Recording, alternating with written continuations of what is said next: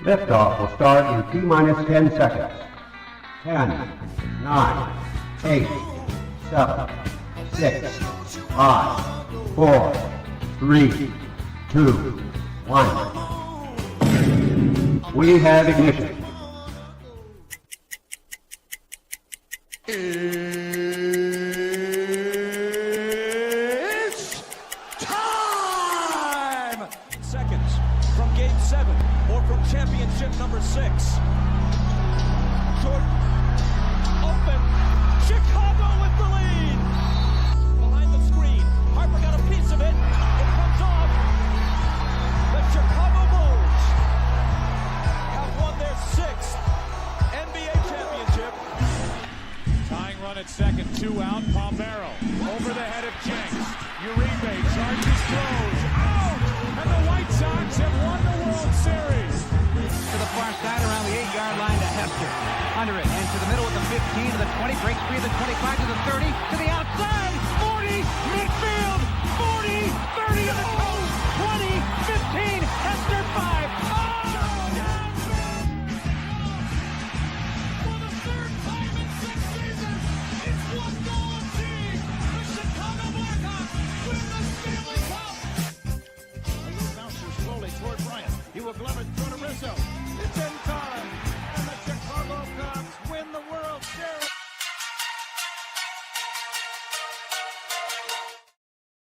What up, what up, what up? Welcome to ShawnSierraSports on Sports Zone Chicago. I'm your boy, the SuperBack, Shawn Sierra. Thank you for tuning in. Woo-wee, on this House Music Monday edition. Man, oh man, oh man. We have a lot to talk about. Man, if you're watching us on Facebook Live, well, then I guess you found us on Facebook. And if you're not following us on Facebook, what? Come on, go to Facebook, type in Sports Zone Chicago, click the like button, and now you're following Sports Zone Chicago. Simple. But wait, there's more. Go to our YouTube page. And if you're watching us on our YouTube channel, excellent. And if you're to our YouTube channel for real, come on, go to YouTube, type in Sports Zone Chicago, but also click the notification button. That's the little bell next to it, and that'll let you know anytime a show from Sports Zone Chicago is going live. Get it? Got it? Good. Now, you can also tweet the show. Tweet us at Sports Zone Shy, the CHI at Sports Zone Shy. Now, if you want to follow me, just me, personally online, want to know what I did? Let me tell you what I did. I made it nice and easy for you folks. Nice and easy. One handle for Facebook, Twitter, Instagram, Snapchat, and TikTok. All one handle at the Shawn Sierra. I got a great show, but I need you to get interactive. So whatever platform you're watching us on, whether it's Facebook or YouTube, leave a question or comment on our platform. It'll come up here on our thread. We'll put it up on a screen. We'll incorporate it into the show. And that, my peoples, is what makes this the best morning Chicago sports talk show around, and that's you. So bring them all, baby. Questions, comments, smart-ass remarks, because ain't nobody scared over here. I like The Rock said, baby, don't sing it. Just bring it. Let's check it out. We got the chat is jumping already. My man Armando Emeterio, Lara Jr. What up, Papa? He says, boys, Bears were horrible yesterday from coaching to playing, no effort. I couldn't agree more. We're going to get into that big time today. Man, Rick Gonzalez, he said, morning, fool. Penalties. Probably some more penalties. Same story every week. Is that on the players or the coaching? FGB. We'll talk about that too, Rick. Great question. Great way to start the morning. Cornelius Squalls in the house. What up? ShawnSierraSports. Shawn and Sports Zoners. What's up, Cornelius? Man. Black Diamond's in the house, man. He's like, yesterday was bullshit on all 3 levels. Here we are again. Sunday is a must-win game. I'm done with pampering you know who. Yeah, I hear you.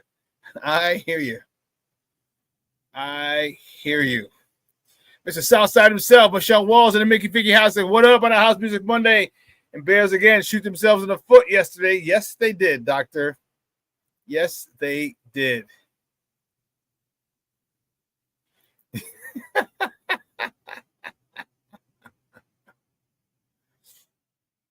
Oh, man. Like that says, Cornelius, it did. I'm really pissed with a certain player. And Rick says, Caleb, question mark, Black Diamond, because he's getting on my shit list.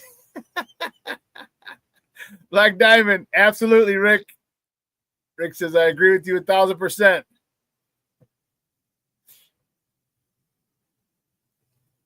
Yes.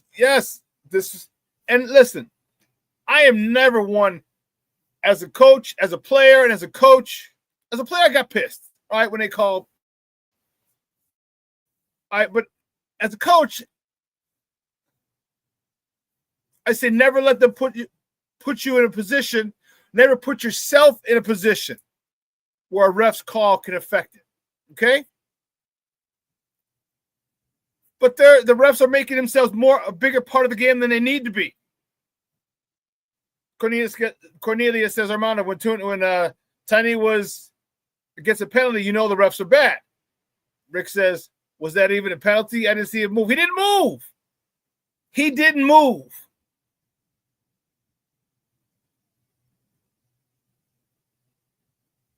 Black Diamond goes, Rick, 7 weeks in and we're doing the same bullshit. Yes, we are. Yeah. He just knows he's going to throw to a Dunze. Maybe. It's a good chance. Sean Wall says everyone's still blaming Caleb. Yeah. We're still blaming Caleb. And again, you know my feelings on him. There's certain things that I'm not seeing. And again, I want to see growth. I understand it's not linear. But when you keep making the same mistakes over and over and over and over and over again, like, come on, Papa. Like, you're killing me, Smalls. Like, you have to understand, like, there's certain things that you have to grow from, certain things I need to see to show me that you're growing from stuff. And it's unfortunate he has not been good. He has not lived up to the expectation. I understand last year was a shit show. Okay? And I take that into consideration. But you now have the play caller of play callers. Okay? Who etched his name? He was the hottest guy out there.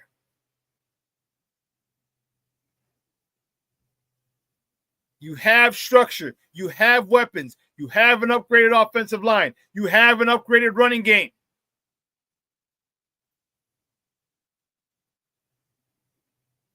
I need to see more.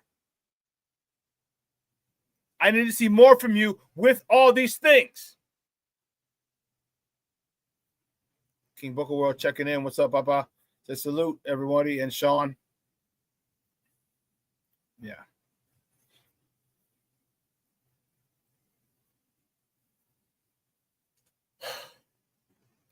I think yesterday, the Bears took their foot off the gas pedal. I don't know about coaches, maybe coaches too, but definitely the players. When the word came out on Saturday that Lamar wasn't playing, I think they all exhaled too much. I think they said, whew, we got it now. When in reality, you didn't have shit. You are not in a position to overlook someone because of their injury status. You're not in a position. You're not that good. I was hoping it wouldn't happen. I had a lot more faith in the coaching staff, and I'm losing faith in the coaching staff more and more. And here's why. Ben Johnson. Ben Johnson talked about the penalty issue. We've mentioned it a couple times. Now he's going to have the team leaders kind of pump it. No.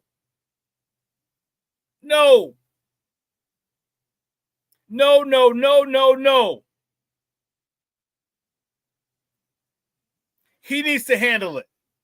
See, good run teams are player run or player led, like the Patriots. But who leads those players? The head coach. The players will create an environment, a culture, so to speak, that's acceptable only because they understand this is what the head coach accepts.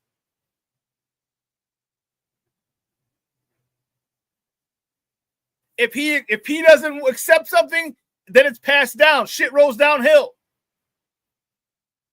And for you to say, oh, I'll let we need the leaders. No, you know what? I have an idea.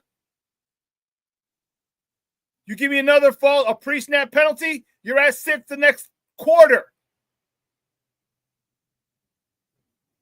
Period. Colson Loveland. Period. Stop making those stupid ass mistakes.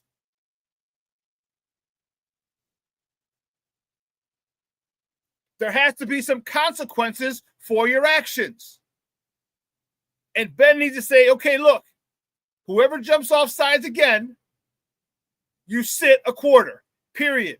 And if that weakens our team, that's on you. If we have to put it up in a backup who's not as good as you because you can't remember the snap count, well, guess what? That's on you because you're not mentally prepared. And that's why I say I think they exhaled when they realized that Lamar wasn't playing. Woof! Man, Lamar's not playing. We got him. Is what I feel a lot of the players felt.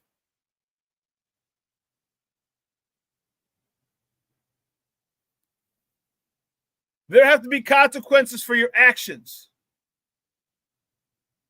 And don't pass it off on the leaders of the team, Ben. Guess what? I hate to break it to you. You're the leader of this team. You're the leader of this team, Ben. I don't know if he got the memo or not. I don't know if in counting his $13 million a year, he didn't see it. I'm not sure.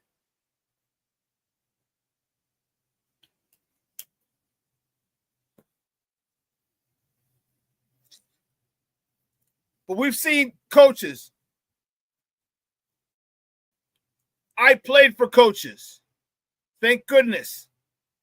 That culture was set by them, and it extended from him through the leaders of the team.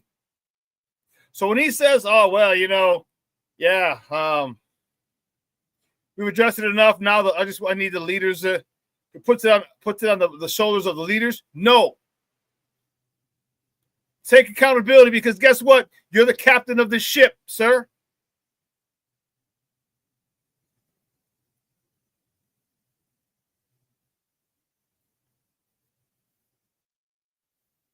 And here's the one thing that I was concerned about.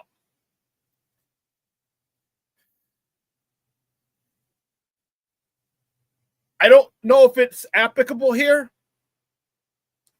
but when you're really nice, this is in life. When you're really nice to people and then you try and get strict with them, it doesn't work. It doesn't work with kids when you're raising them. It doesn't work in coaching. It doesn't work in teaching. I'm speaking from the coaching and teaching part. I don't have any kids that I know of. But when you're a jagbag and you're extremely demanding early, you can let up. But then you can also go back to being that jagbag because they know that that's in you.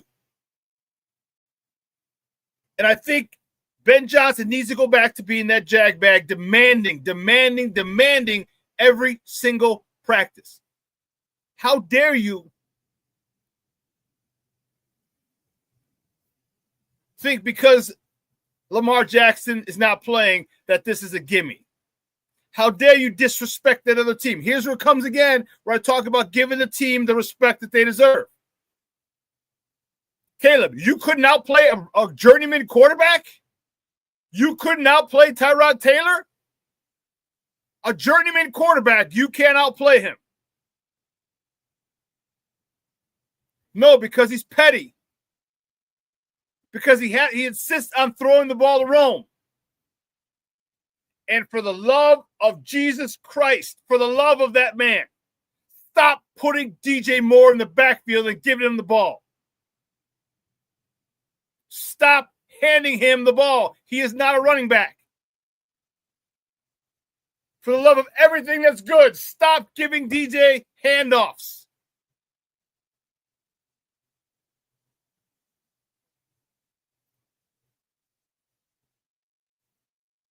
Tyrod Taylor, Tyler Huntley. Why did I say Tyrod Taylor? Why did I say Tyrod Taylor? Thanks, Black Diamond. I don't know why I got Tyrod Taylor. I knew it was Honey. I remember it was Honey, but why is it Tyrod Taylor? I have no idea.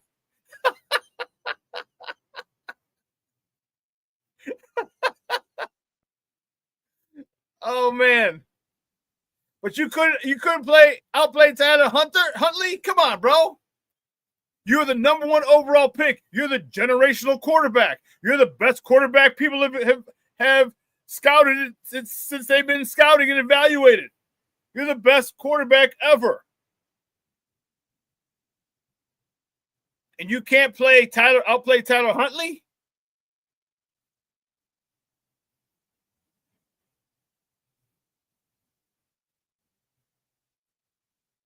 That's from arrogance. And where the hell you think we get arrogance from? I have no idea. And that's Ben's job. That's coaching job. To make sure that your players don't feel that they're superior to anyone else. You're 4-2. There are a whole bunch of other teams in the NFL that are 4-2 and a lot that only had 1 loss.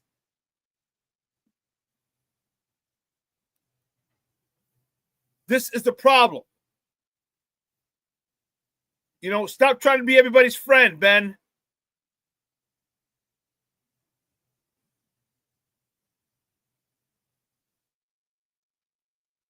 You need to rip them in meetings, praise them in public, support them in public.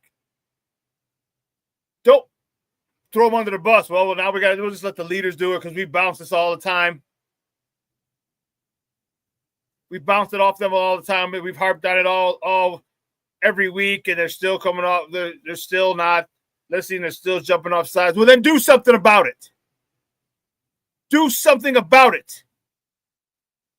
As a leader of this team, do something about it. And I just told you, you don't want to play. You want to go off sides? Boom, you're not playing this whole quarter. That's the first play. Guess what? You won't see the field till the second quarter. And I tell you what, that'll get your mind right. That'll get people's minds right. You start affecting playing time because a lot of people have incentive clauses in their contract. And if you're missing playing time because your foolishness, your penalties, now you realize you're missing out on hundreds of thousands of dollars, tens of thousands of dollars, or $1 million, depending on $1 million for X amount of touchdown passes or whatever.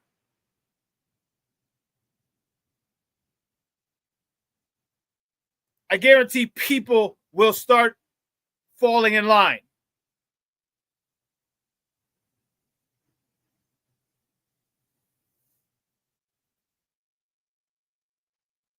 There's a certain way that this game needs to be played. There's a certain way you need to treat people. This is an alpha male's game. And if I can't trust you, you can't play.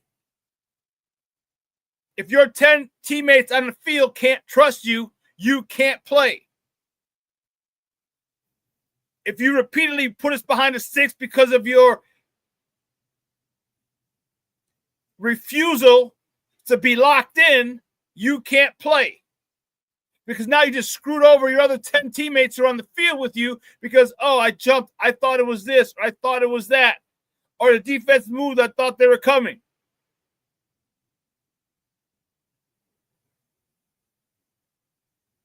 So Colson Loveland, he needs to be benched for a quarter. One false start, done. See you next quarter. And it's got to be literally, I'm pulling you, tell them at practice, you screw up, you're coming out. If you screw up, let me take that back. If it's a mental mistake, you're coming out. I don't care if you screw up. But screw up 100 miles an hour and don't let it be a mental mistake. These pre-snap penalties are killing this offense. An offense that hasn't found its rhythm yet, and then you put it behind the sticks.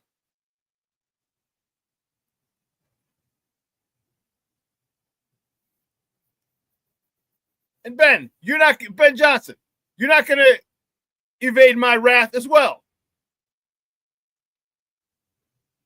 Stop giving up on the run game. We had 18 rushes yesterday between Kyle Monangai and DeAndre Swift. 18, that's it. We weren't trailing by 30.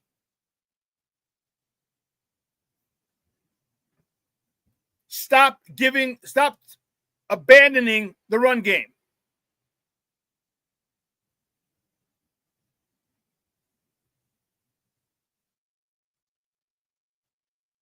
It's frustrating because you have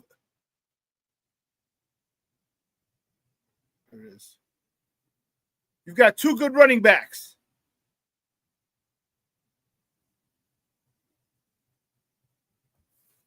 DeAndre Swift averaged 4 yards a carry. Kyle Monangai, almost 3.5.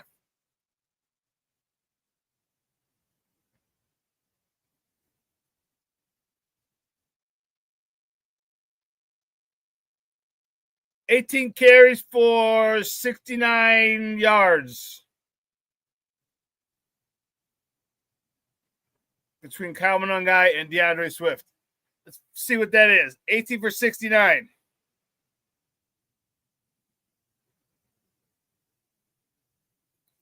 .83 yards per carry, under 4 yards a carry. Keep pounding the rock.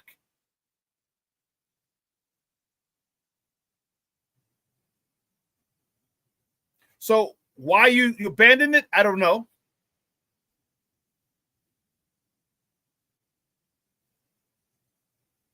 Why you threw your team under the bus, I don't know. This defense had given up average 32.3 points a game. They gave up 37 points in 4 of their 6 games. They gave up 37 or more.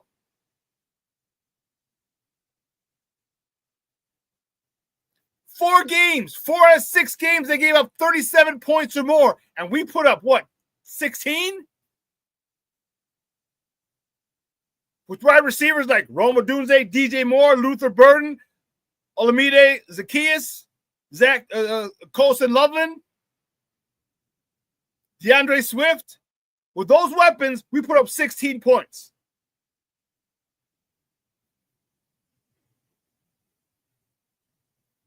And I'm pissed.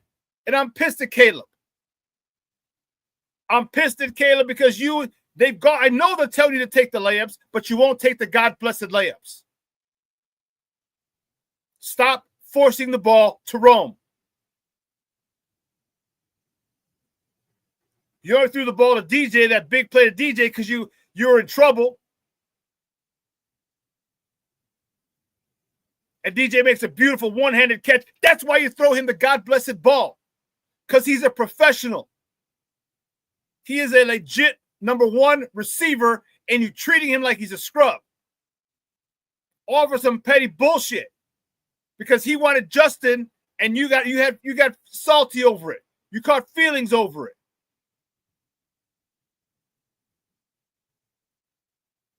When you come in as a number 1 receiver, you use him. I understand you like Rome. I understand your boys. But stop forcing it to him. Even if you still, hey, Rome's my guy, but you went through your progressions and you found the open guy, DJ would have a lot more targets. But you're forcing this into him. Defenses know if they want to double team anybody or shade a safety over, they're shading them to Rome. And you got DJ running wide open all over the field. Not every play. But then you got DJ in the back of the end zone wide open, and you can't hit him because your footwork is off. And even so, he's wide open. Wide open. And you can't hit him.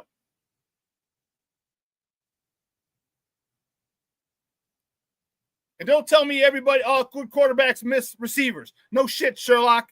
But good quarterbacks aren't going to miss wide open receiver standing in the back of the end zone by himself. Get him the ball.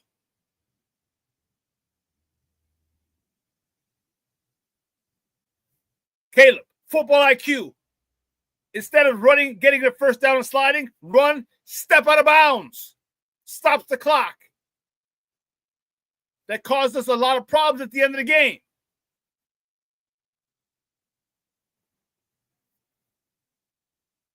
Football IQ is huge. And the fact that you didn't have the wherewithal and no one was around you. And that's the thing that kind of bugs me a little bit about Caleb is once he gets the first down, he'll slide. Go get as much as you can until people get close. So people get about 3 yards from you, then slide. Don't slide last second. But you have to know down distance. You have to know the situation. Situational football is imperative. Do I need the clock to stop? Then let me get my ass out of bounds. But he slid, clock keeps running.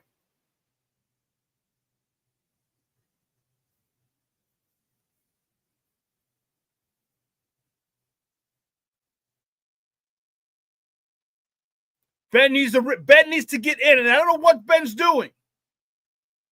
Is he addressing all these issues and Caleb just not adhering to them? Or is he not addressing them and Caleb still doing what he's doing?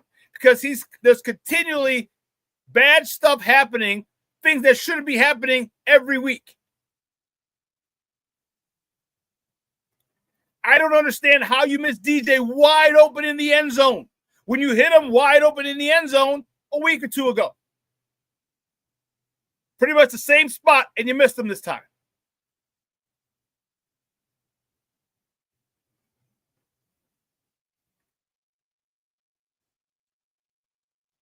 As you can tell, I'm livid. This was a winnable game. And I say all this with tongue in cheek because I'm frustrated because this team has so much potential. They have so much talent. And I understand next year is going to be a different conversation. And I can't wait till we get to next year. But we're not in next year. We're here now. And it's frustrating to see because I want to see development. I want to see growth. I want to see this team progressing week in and week out. But when you keep resorting and reverting to the same thing, then there's a problem. Caleb had his propensity to bring people down and march his team down at the end of halves, at the end of the game, for a touchdown or a field goal a lot last year. Remember, it was like, oh, he's a guy. Look at this. This game, we drove down and kicked the field goal. This game, he drove it down with scored a touchdown. This game, okay, well, where's that now? When you miss wide open receivers, it hurts that. When you're throwing a back shoulder receiver against a DB who's in trail position, the ball's going to get picked off like it got picked off. And he shouldn't have been thrown to him anyway, because if he'd let him, number 44, I believe, was going to clean his clock. So go to another receiver. Or throw it down on the ground so he has to slide for it and avoid a big hit. Ball placement is everything. You're going to get these guys killed, especially DJ, because you're still pissed at him. You're still holding a little grudge against him. Let it go. Find the open receiver. That should be your favorite receiver, the open one. I'm tired of this nonsense. People want to fight. You want to fight it every step of the way. Ben Johnson took a busted-ass Jared Goff that the Rams said, we can't win a Super Bowl with him. Got rid of him and turned him into one of the best quarterbacks in the NFL. Definitely in the top tier. But you don't want to listen. You want to do your own thing. You want to keep running around. You want to hold the ball too long. And I remember everyone yelled at Justin for holding the ball too long. But you want to hold the ball too long and then throw a 100-mile-an-hour fastball every single time.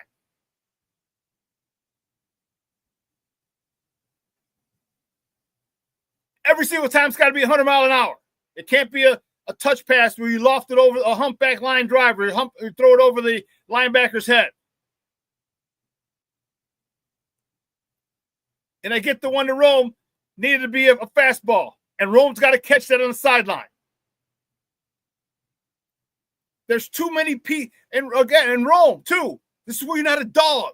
This is where we don't have any dog except DJ on that team. You have to understand the situation. My man is scrambling for his life. I need to make this catch for the first down. Big gain for a first down.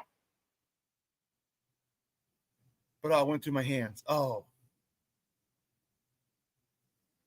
This inconsistency. Like I was okay if you lost yesterday. But not how you lost. How you lost was my issue. You didn't run the ball, Ben. You didn't hit the open receivers, Caleb. You dropped passes, Rome. You jumped off sides, Colston. Tooney, you stood there so still they thought you moved and caused a penalty. And you know what they were doing? They were just jumping off saying he moved. And then the refs were like, okay, I guess they're right because they wouldn't make such a big stink. Guess what? They're acting. Trying to get a free 5, and they got it. So a lot has to change. A lot has to change. And for me, the number one thing is pre-snap penalties. The number two thing, throw the goddamn ball to DJ. Throw it to DJ.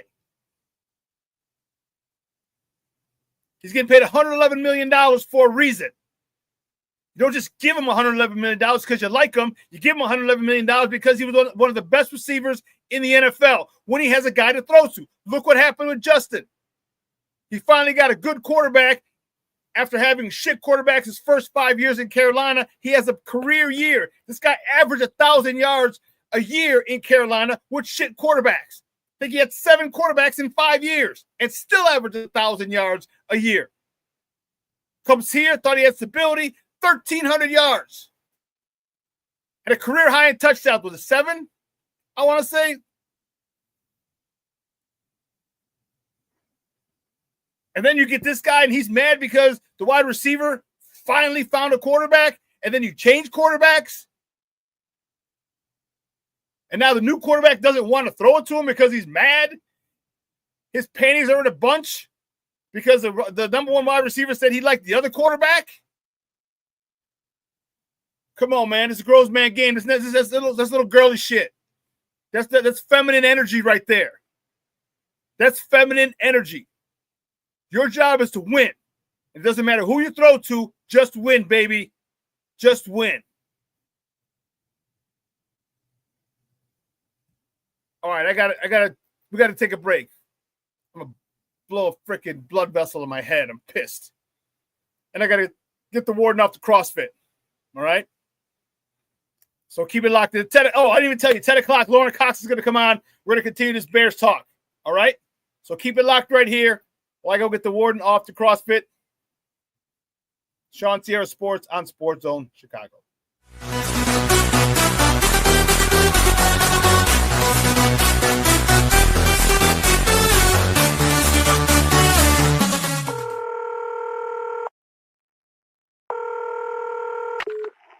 Operator 901, where's the emergency?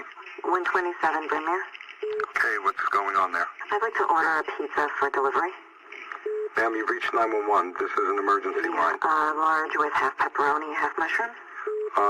You know you've called 911. This is an emergency Do you line. know how long it'll be? Okay, ma'am, is everything okay over there? Do you have an emergency or not? Yes. And you're unable to talk because... Right. Is there someone in the room with you? Just say yes or no. Yes. Okay, it looks like I have an officer about a mile from your location. Are there any weapons in your house? No. Can you stay on the phone with me? No. See you soon. Thank you.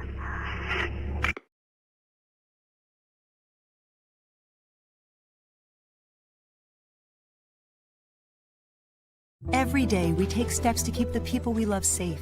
But some health risks are easy to miss. Ticks hiding in the yard can spread germs, like the ones that cause Lyme disease. Mice searching for food can spread bacteria that makes us sick. Mosquitoes lay eggs in standing water and can spread West Nile virus and more.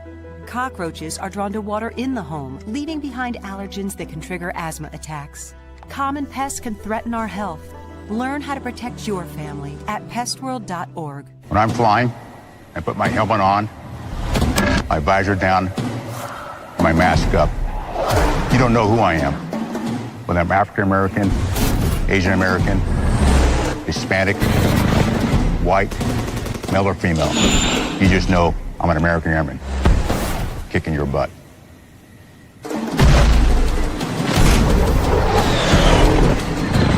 I'm General C.Q. Brown Jr. Come join us. No, I don't know though. I'm scared. I mean, you're so...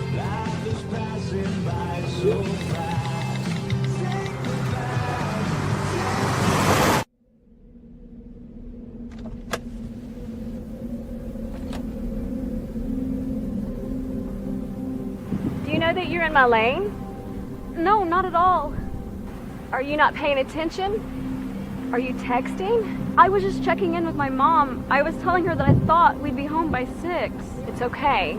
There's enough time.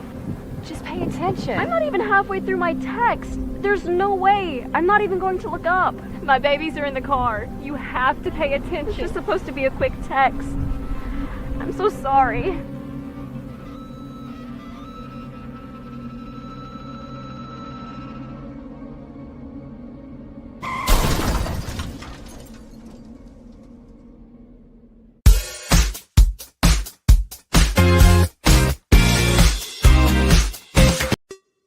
Hey, it's your boy, the SuperBack, Shawn Sierra, and be sure to follow Sports Zone Chicago on all social media platforms. On Facebook, Instagram, and our Roku channel, you can find us at Sports Zone Chicago. And on Twitter, we are at Sports Zone Shy. Also, be sure to download our mobile app so you can take Sports Zone Chicago with you on the go.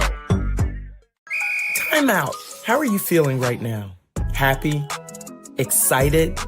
Angry? Overwhelmed? One of the best things you can do for your mind health is to name what you're feeling. It can sharpen your awareness and help you talk about your feelings with someone you trust. Here are 3 questions to ask yourself. Where are your thoughts right now? In the past, the present, the future? Do you notice any sensations in your body? Is your heart beating fast? Is there a flutter in your stomach? Or are you fully relaxed? What do you need right now? Time with others? Time to yourself? Remember, there's power in this awareness. So find ways to identify what you're feeling today.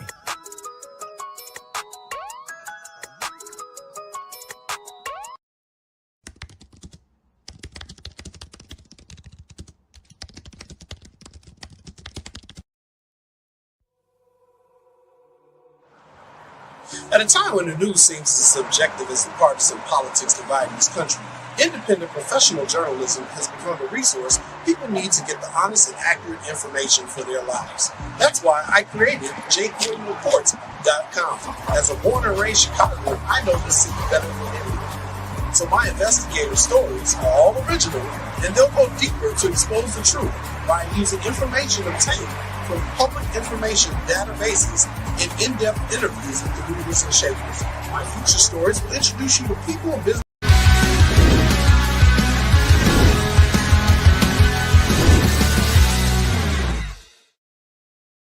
Caleb a little more efficient and complete some more balls. From the 22, Williams on the flip.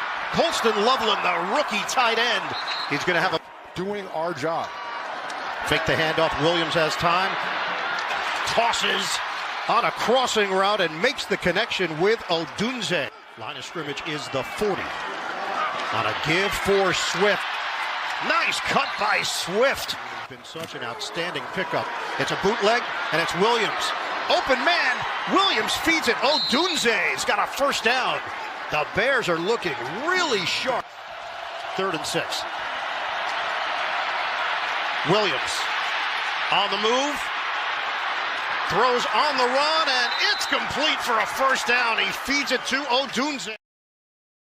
Welcome back to ShawnSierraSports on Sports Zone Chicago. Those clips courtesy of CBS. Those are the boys yesterday. And a tough loss, 30-16 in Baltimore. A game they could have won.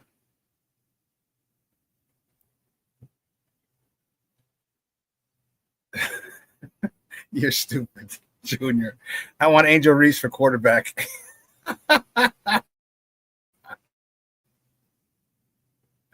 You're a fool.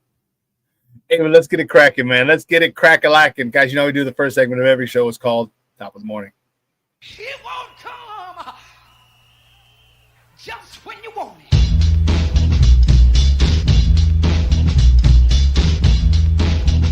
Top of the morning to you. Top of the morning to you. See, which way do we go? Which way do we go? Which way do we go? We know which way we go. We're starting here. The Bears. The Bears lose to the Baltimore Ravens 30-16 yesterday in B-More. A game we should have won. Caleb Williams, 25 of 38, 285 yards and a pick with a 77.2 rating. DeAndre Swift, 11 carries, 45 yards and a touchdown. Romadunze, 7 receptions, 114 yards. DJ Moore, 4 catches, 73 yards, including a beautiful one-handed grab when Caleb was in trouble. It was a thing to see. And some people were upset, like he should have scored. And I'm like, no, they took his legs out. Because DJ would usually score, but it was a good tackle. People forget. They get paid on the other side of the ball too. DJ can't just score because he wants to. They took his legs out at the end, at the inside the 5. Because I was hoping he'd score as well. That would have been a great play. But anyway, next topic. Oh, hold on, I gotta get rid of that one. Next top of the morning topic, the Blackhawks. Whew, that was a rough one. On Sunday night, the Blackhawks lost to the LA Kings 3-1. Soderblom stopped 19 of 21 shots. Connor Bedard lit the lamp for the 3rd time this season, assisted by Mikheyev. Connor Bedard's 3rd lamp lighter of the season and Mikheyev's 2nd helper on the year. Staying with the Blackhawks, tomorrow the Blackhawks host the Ottawa Senators, excuse me. Washington was baseball. The Ottawa Senators at the United Center. Puck drop is at 7:45 p.m. Central Time. You can catch that game on ESPN Plus or listen to it on their flagship station, 7:20 a.m. Keeping it moving, the next top of the morning topic. On Saturday, the Bulls, undefeated, baby. That's what we're talking about. Our Bullies. The Bullies beat the Orlando Magic 110-98. Josh Giddey, 21 points, 8 rebounds. Ayo DeSumo contributed 15 points in the winning effort. And Vucevic, 15 points, 8 rebounds in the victory on Saturday. Staying with the Bulls. Next game tonight, the Bulls host the Atlanta Falcons, the Atlanta Hawks. These damn birds from Atlanta, who knows? The Bulls host the Atlanta Hawks tonight at the United Center. Tip-off at 7 p.m. Central. You can catch that game on Chicago Sports Network or listen to it on their flagship station, 670 a.m.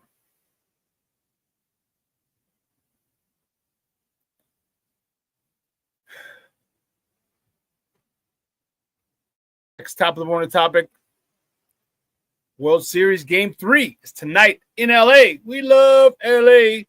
Series is tied 1 apiece. First pitch tonight is at 7 p.m. Central. You can catch that game and all World Series games on Fox 32, or you can listen to them on ESPN 1000. That's 1000 a.m.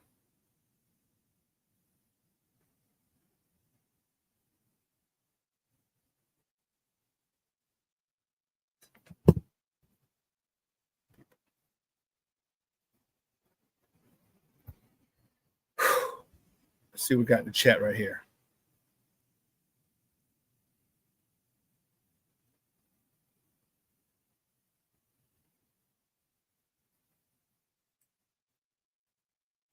Cornelius says, does Caleb even work with DJ on a scramble drill? That's a good question. At this point, every question is valid. Rick says, what scares me is that the Saints and Ravens defense are bottom half versus the pass, and Caleb could not carve them up. FGB. Yes, Rick, that is a phenomenal, phenomenal point. And remember, that's why I gave him 37. What did I erase that? Let me see. I think I did. Yeah, I did. Shoot. My prediction for the game, I was like 37 points, 35, 37 points, because that defense was terrible. Remember I said it could be a shootout. The secondary was horrible. We could run on them.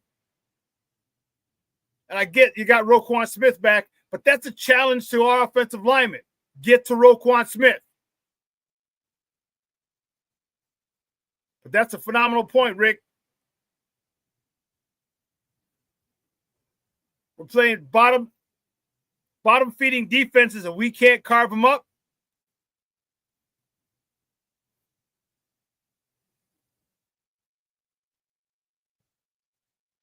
Explain to me, Lucy. Lucy, you got some explaining. Why no Booker? Well, Booker has been practicing. His window's open, and I think it closes this week. He's going to have to be activated this week, or he's out for the rest of the year. Yeah. Patty Laris checking in. Happy House Music Monday, Theo Shawn. Oh, Jeremiah. Good morning, mijo. And Monica, too. Thanks for tuning in, guys. I appreciate you.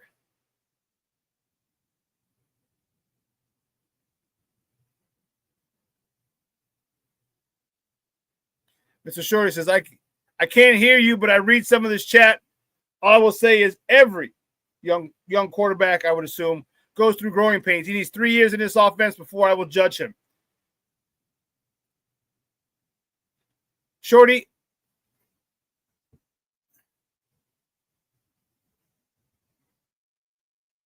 let me say this. And first of all, good morning to you, sir. Let me say this. I'm not saying 3 years. I'm saying the middle of his second year. But at the end of this year, we should start seeing some flashes. We can see, oh, he gets it. Oh, I can't wait till next year. All right, next year, I think he should have a really good concept of it. Not the best, but it'll be a lot more efficient. In his third year, yes, he'll be great. But we should see signs. My issue is this. With layups, his refusal to throw layups, his refusal to throw outlets, his refusal to throw to DJ Moore, that is hindering him. Got DJ wide open in the end zone and misses him. Wide open, back of the end zone, misses him. That's my issue. Stop missing wide open receivers. Stop putting the ball on the back shoulder of receivers when they're in man and trail position. Stop throwing to double-covered receivers. Stop forcing it to roam.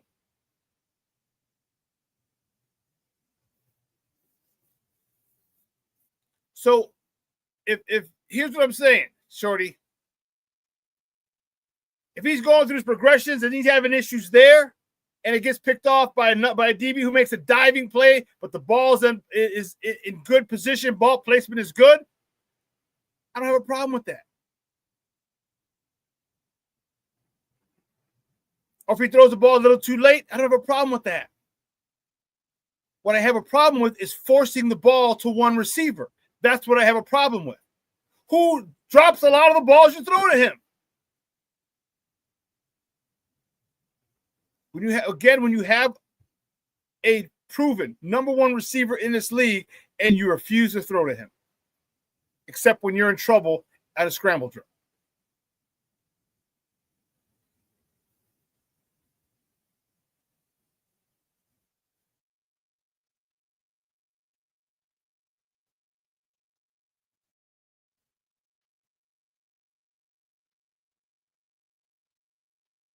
What did Shorty say?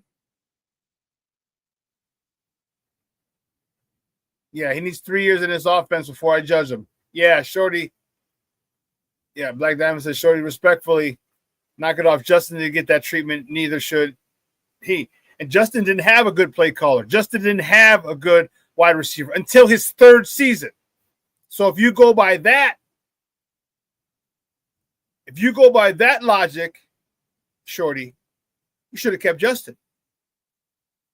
They averaged out the last 17 games Justin played, he had about 3,800 yards passing, over 1,000. No, I'm sorry. It was little. It might have been 3,500 yards passing. Had 1,000 yards rushing.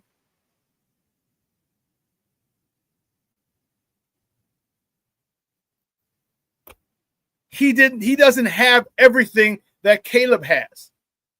He doesn't have the offensive line. First and foremost, he didn't have the receivers until year 3. He didn't have a running game because he didn't have an offensive line. Now you got the best play call in the game, an upgraded offensive line, the interior, and you have studs for wide receivers. And I understand. I'm okay with him not being a 5,000-yard passer. I'm cool with it right now. But there's things that I need to see that I'm not seeing.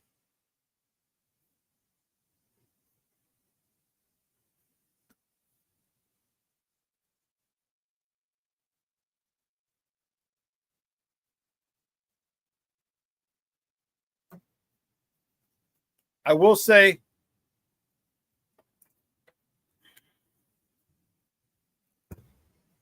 yeah, Cornelius, Caleb did a good job of recognizing the blitz and going to the screen to Swift. Yeah, that was a good call. That was a really, and it was right after I had tweeted, stop throwing those stupid freaking screens.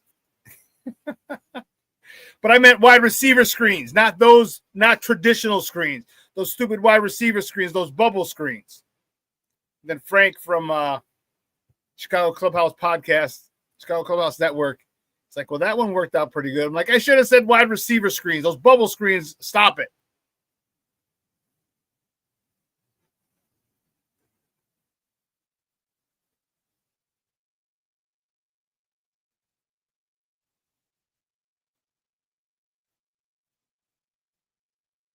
Players. It's players, Rick. It's players.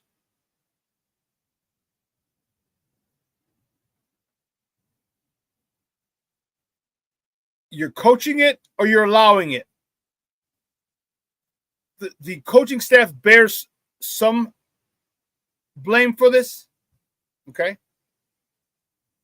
But you have to, as a professional, you have to understand the snap count. I don't know what Ben Johnson can do to get you to understand the snap count. I don't know. Actually, I do know. And I said it earlier. I don't know if you were joined or not, Rick. You screw up, you give me another pre-snap penalty, you're out for a quarter. And if that means we've weakened our offense because of your stupidity and your incompetence, then that's on you. Because you should be in there, but I can't trust you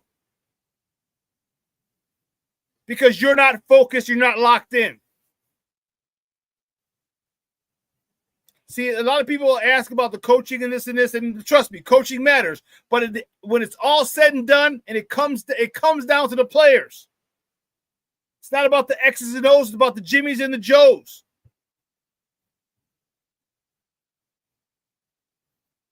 It's the players. Stop jumping off sides. Stop moving. And in Joe Tunney's case, stop staying so still it looks like they're moving.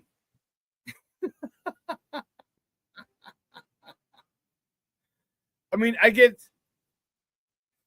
it's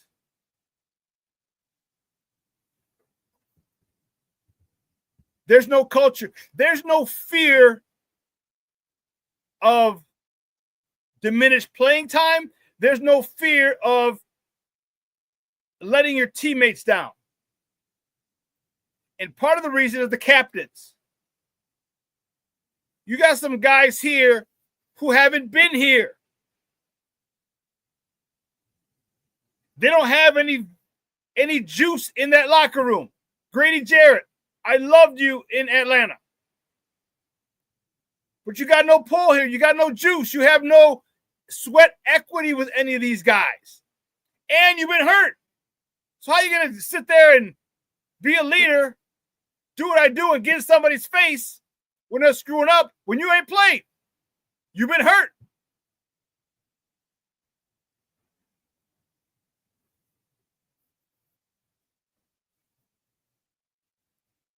This team is still learning how to win.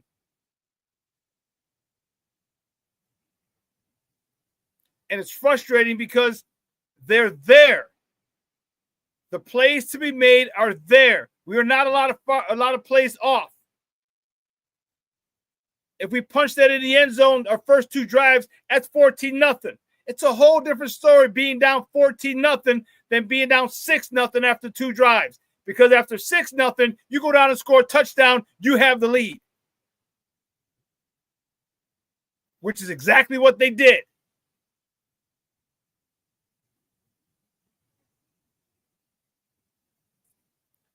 Let's take a real quick break. And on the other side of the break, we're going to welcome my mans, Lorin Cox.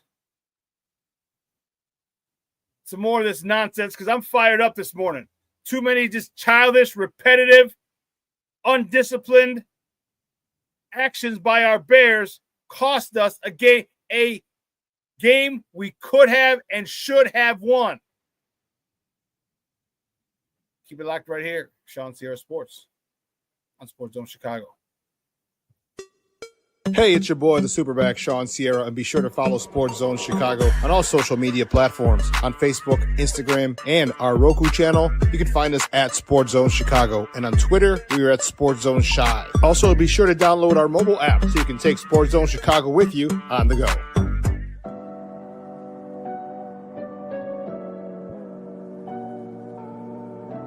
How do you take care of your mind health? For my mental health, I meditate in the mornings. I have my dogs. They're the best. I just find ways that help me just relax. Finding things that make me happy, like being close to my family. I meditate a lot and read books. I have hobbies outside of the game. I'm able to switch off. I'm able to turn my brain off from the game of basketball. Your mind health matters. Your mind health matters.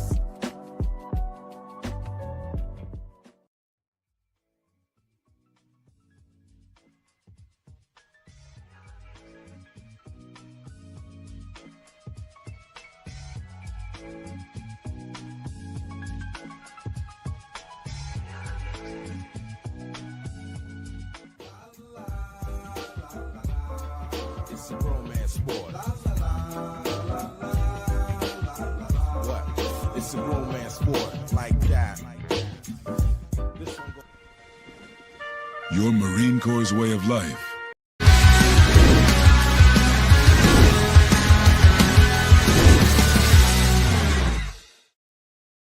For the Ravens, motion man is Flowers.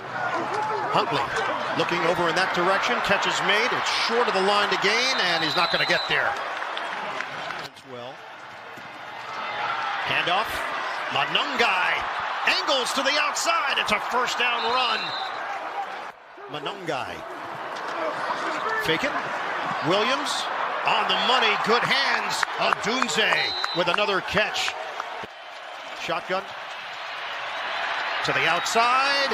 Good move by DJ Moore. He's got a first down. Kickoff return that ended up as a 3-and-out. There's a lot of room for Williams, and he's going to take it. The tuck and run. Team out if it's short of the sticks, but enough for a field goal try. He has time. There is the throw. Catch is made by Loveland, and this is exactly what they're looking at. Welcome back to ShawnSierraSports on Sports Zone Chicago. Those clips courtesy of CBS. Those were the boys yesterday and Be More. Not a good showing. Not a good one. Let me bring him in, man. good friend of the program. Been rocking with us for years. He comes to us via the Locked On Bears podcast. He's the host of that podcast. And you can find him on Twitter at Cox Sports 1, like Fox Sports 1, but with a C. Man, let's bring in our guy again, Lorin Cox. Lorin, what's up, Papa? How are you? Good morning. Hey, I'm doing well, and I share a lot of the frustrations that you're lingering from last night, so ready to talk about it. Let's do it. This team came in, and this is how I felt. I need to know how you felt. I felt that they were not ready. I felt that they exhaled too much when they got the news that Lamar wasn't playing, that, oh, this might have been a much easier win or even just a guaranteed win. Your thoughts on the mental preparation, the mental focus of this team yesterday? Well, it seems like they haven't had great mental focus all season in terms of the penalties always being an issue, seemingly in every single game. I mean, I thought as far as preparation goes, they came out strong with, the scripted plays or the opening drives. They get to the red zone twice. I know they couldn't finish either one of those in the end zone, but at least you felt like, they were moving Caleb out of the pocket. They were getting Colston Loveland involved. They're starting to get a little bit of running game going. It was like, okay, they will certainly have some answers for this Ravens defense that's been struggling all season. And then, they were holding up fine against Tyler Huntley. But then as the game goes on, they get away from that. They don't really run the ball. The Ravens adjust well, and the Bears never really had an answer until, late in the fourth quarter, Caleb drives down and looks pretty sharp again. But, that those middle 2.5 quarters just felt like the Ravens were one step ahead of them from a coaching and adjustment standpoint. So how much of this falls on the shoulder of the coaching staff then? Because we ran the ball 18 times. You saw Kyle Monungai. Dude, I just love that guy. I just freaking love that guy. He's phenomenal change of pace guy. He's great to run between the tackles. You saw he's got a little burst. Little burst. He hopped out. A quick hop, skip, jump hop and up the sideline. I love it. We stopped running the God-blessed ball. That fall right on the shoulders of Ben. He calls the plays. Yeah, I mean, I'm sure there's some aspect of Caleb being able to change plays to the line of scrimmage, but totally, like, I don't understand why they didn't stick to that a little bit more in this game. And even some of the decisions of, like, who to use. Like, later in the game, they get down at the goal line, they put 4 tight ends on the field, no wide receivers, and they hand it off to DeAndre Swift up the middle. It's just like, if you need a physical, hard-fought 1 or 2 yards, I'm not sure that Swift is going to be my go-to guy. It just felt like the last couple of weeks, there was such a rhythm to the running game where they were able to sort of hit the edge and then cut up field consistently. And, the offensive line didn't play as well as it did in previous weeks. But when you get, 38 pass attempts to 18 handoffs in a game where it's not like you were losing by 2 touchdowns and had to abandon the running game. It just felt like, exactly. I'm sure, trying to get Caleb Williams into more of a rhythm. But even then, like, they had him in a rhythm early in the game and then got away from the things that were working on that first drive. Play action and rolled out. There was a lot of straight drop back passes and just kind of expecting him to work the offense, which I get you want him to do. But once he's struggling a little bit, I just want to see them change and adapt to get things back on track. We didn't see nearly enough of that. I agree, and I'm frustrated on many levels. Talk to me about the ball placement. Like, Caleb just seemed off yesterday. Ball placement, the interception. You can't throw it behind a receiver or the back shoulder of a receiver when they're in man in the trail position. All right, misses DJ Moore wide open in the end zone at the end of the game because he had some funky arm motion and didn't want to set his feet. He's these simple things he's missing are happening week in and week out, and he won't change it. Talk to me about that, because that's bothersome. Because it would have made the score look better with DJ, but also during the game, there's a couple plays where DJ was open. There's a play where Calvin Nungai was open on the interception. There's a lot of other things that are there. He just isn't seeing.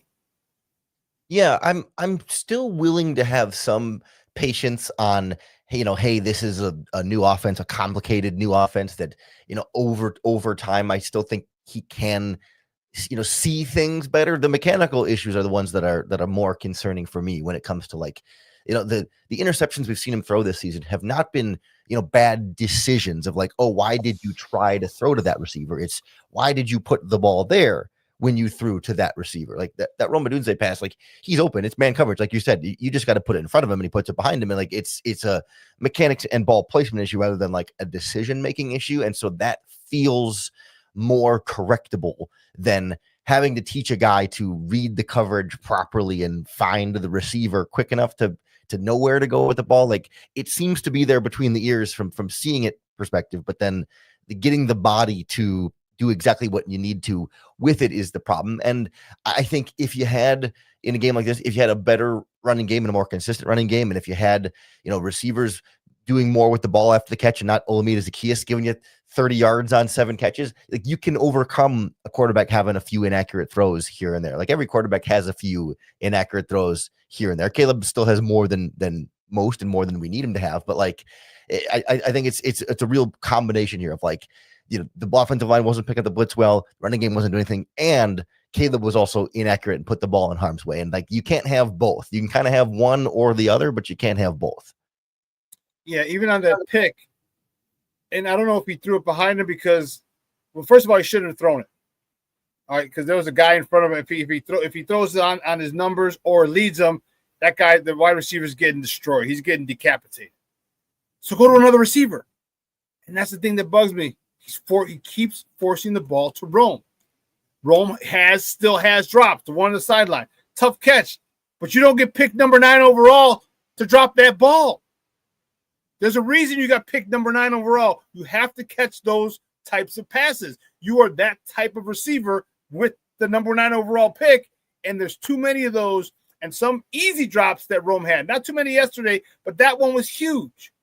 And that to me, Lorin, that's going to be the downfall of him is his consistent forcing the ball to Rome, and he's got to do a better job of finding other people because other people are open in many situations.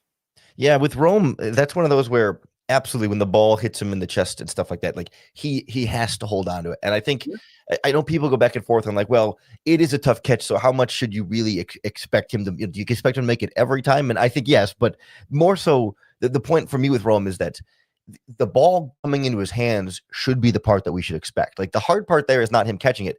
The hard part is him keeping 2 feet in bounds. Like I would be much more okay if the ball comes in, he holds onto it, but he couldn't quite get that second foot in bounds. We say, okay, well, that's a tough catch. But like the actual catching of the football should be the easy part. Like he's doing the hard part and struggling with the easy part. And I would feel better about it if he was in all those situations. It's a difficult catch, not because of the part of actually having the ball come in, but it's more about the feet and the body control. Like I'm more willing to excuse that part not working as I am the catch part not working. And that's the real frustrating part with Odunze. And I get why Caleb wants to go to him and looks for him in those situations as the number 1 guy. But I think for Rome, this is the kind of thing that can be the difference between you being viewed as, one of the top guys, or just like one of those, like kind of like DJ Moore. Like, yeah, he's a number 1 receiver type, but he's not really, one of those top wide receivers that you're always going to be stuck in that second or third tier because of these known types of flaws and just that lack of like clutch factor, playmaking ability.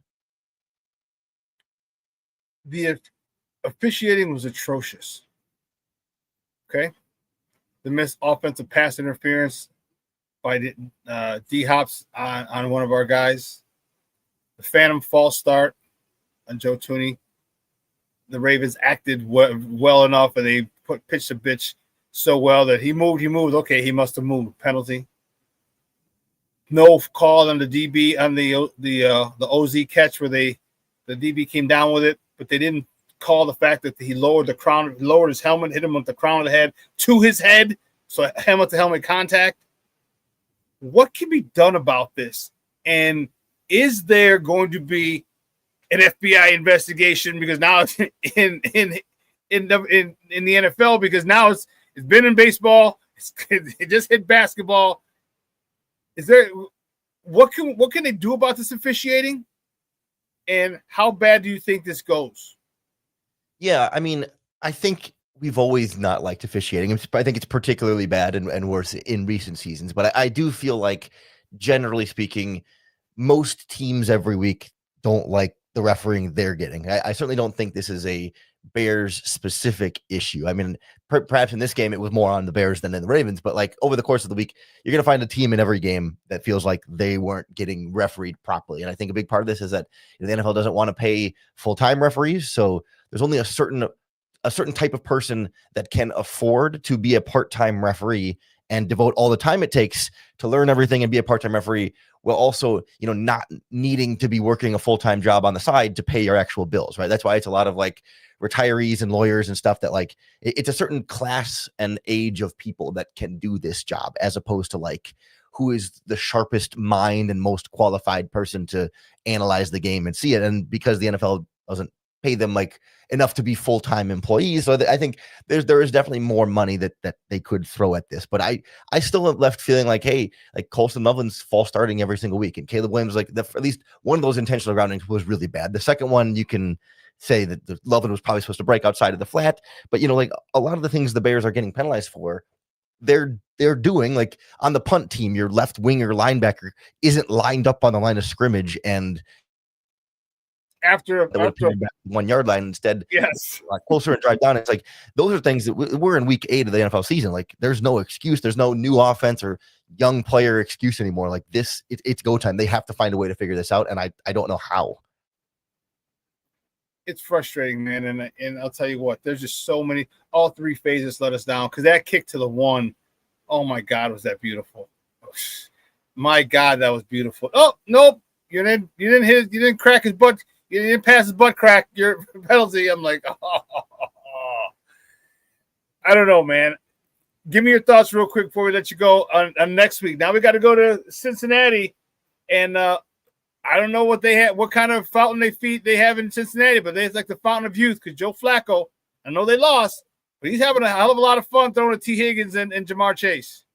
Yeah, I mean, if you were worried about these Bears backup cornerbacks against Baltimore, let me introduce you to these guys coming next week. I think I see, and I think it's going to put even more emphasis on this lack of Bears pass rush that we saw against the Ravens, where it's like Tyler Huntley could sit there and slice and dice you with his guys because he had all day in the pocket.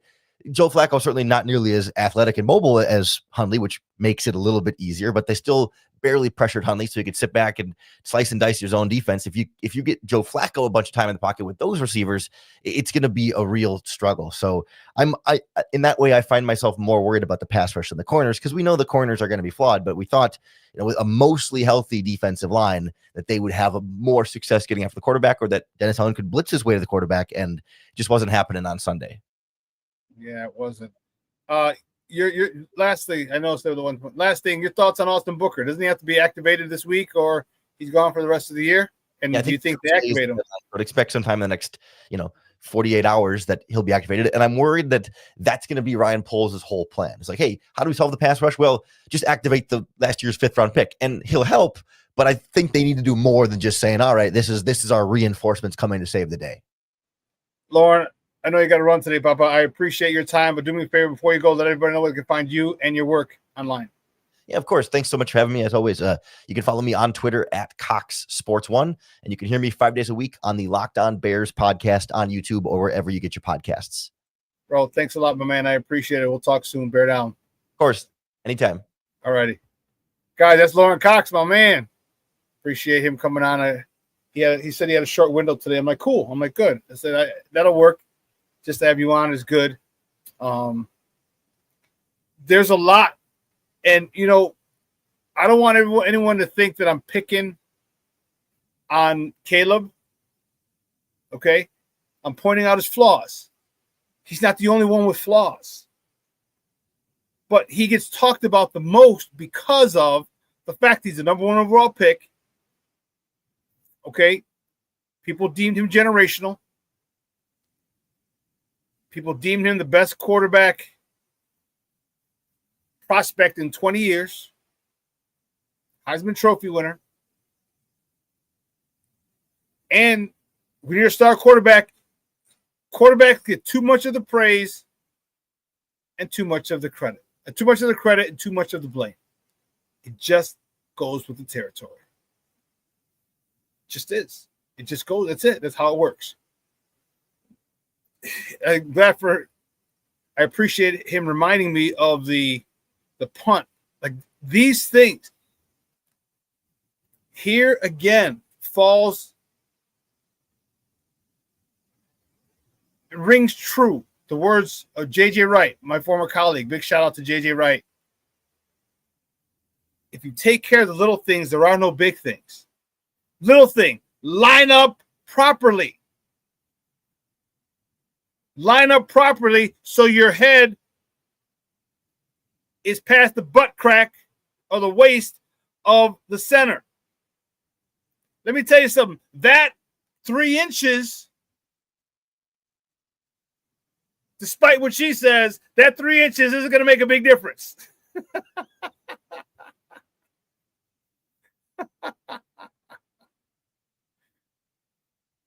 Get up. You ruined a great, great punt. Had him down at the 1 yard line. We don't know what happened. Is it a sack, strip, forced fumble? Is this handoff to the running back? Boom. Fumble, balls, fall on the ball, score, touchdown Bears? We don't know what happens. But those possibilities are there, and those possibilities were taken from us because of your refusal to attend the details. Your attention to detail. Hi-oh!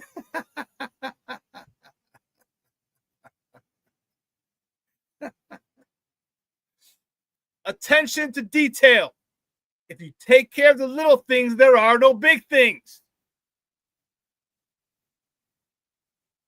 So, ouch, I hate when that happens. Let's look at this.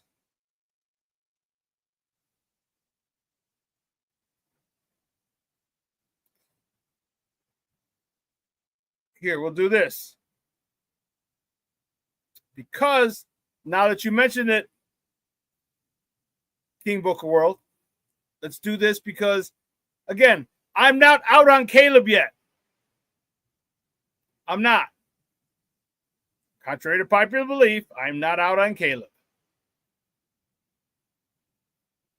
So you said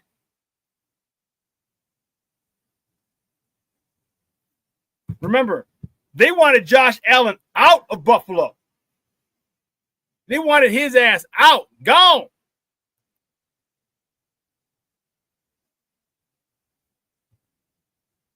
Here's a comparison.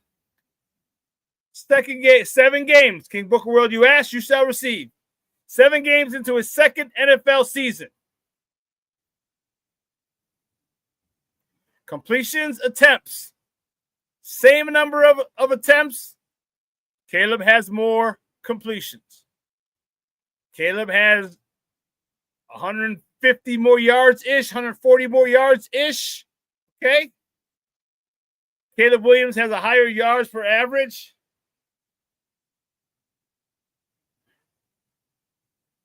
Same touchdowns, a lot less picks, and a lot better rating. So you have to understand it's this progress. They wanted his head on a stake. Bills Mafia wanted this guy gone. They could not stand Josh Allen. Here comes Brian Daboll. Okay. You get Brian Daboll. Josh Allen goes under his tutelage. This is after year 2, 7 games into his second season. This is Josh Allen.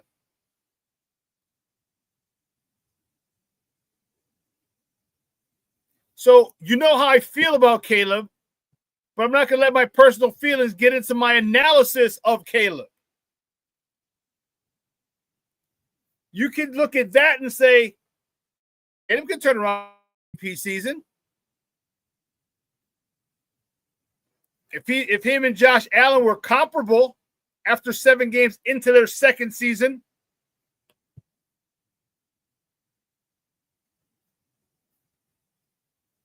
then Caleb can progress just like Josh Allen did, because Caleb has one of them dudes. Tomorrow, Josh Allen had Brian Daboll.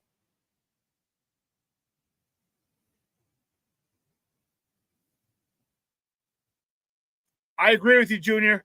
What bothered me about the helmet, not one announcer mentioned it with the 5 replays they showed if he fumbled. Right. That should have been a penalty. He lowered his head, hit him with the crown of the helmet. Not only did he hit him with the crown of the helmet, he hit him with the crown of the helmet in the helmet. In the helmet. It's helmet to helmet. Not to the chest. Right to the dude's face mask.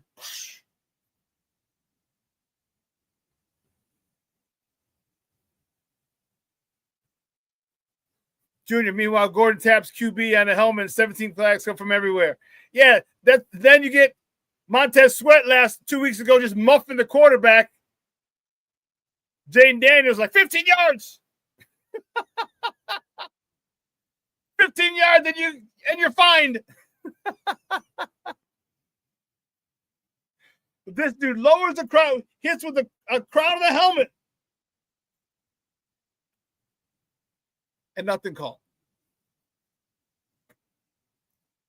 So my critiques are harsh. Yes, they are.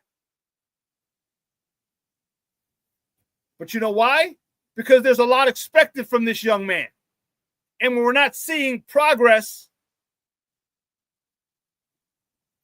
I have an issue. What else do you need? What else do you need in order for you to play better? We upgraded the offensive line. Stud wide receivers, stud tight ends. What else do you need? The best player in the game. The best play caller that was out there, Ben Johnson. You got him. Now we're at week 8. Are we still going to say give him a lot more time after week 10? Again, mind you, I know he's growing. I know 2026 is going to look different than 2025. But we got to see signs of improvement throughout the year. We have to. Ball placement. Forcing the ball to receivers. That's not a sign of improvement. That's you being stubborn. That's you saying, screw you, coach. I'm going to do my way. I'm going to throw it to my guy.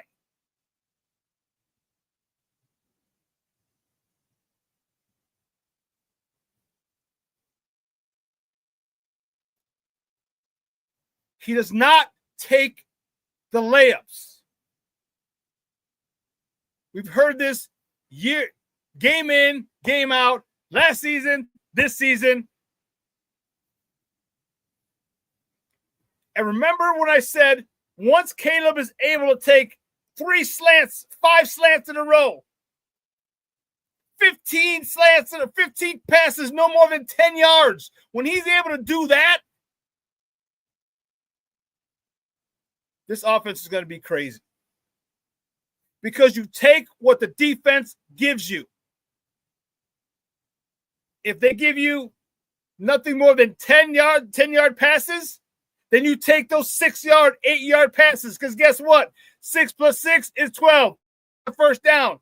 8 plus 7, that's 15. That's the first down. 4 plus 9 is 13. That's the first down.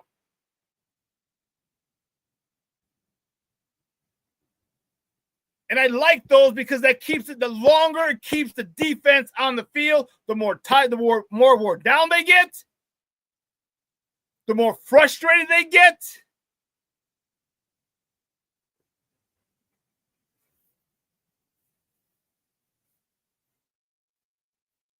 See, Rick, I'm with you to a point. Rick says, now look, I'm not calling for Caleb to be benched, but I would like to see the offense run with Bajan or Keenum just to see what it could look like. Just saying FGB.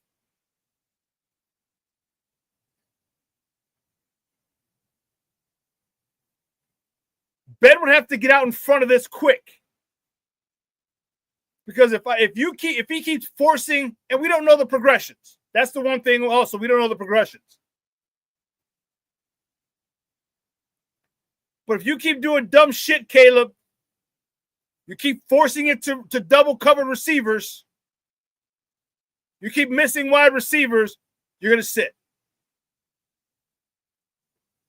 And what Ben Johnson says is, listen, when you make mental mistakes, you're going to sit a quarter. And that goes for everybody. I've told the team, Caleb, you are still our starting quarterback. I need you to see something different because you're making mental mistakes that you are not correcting, that we're working on, but you're not correcting.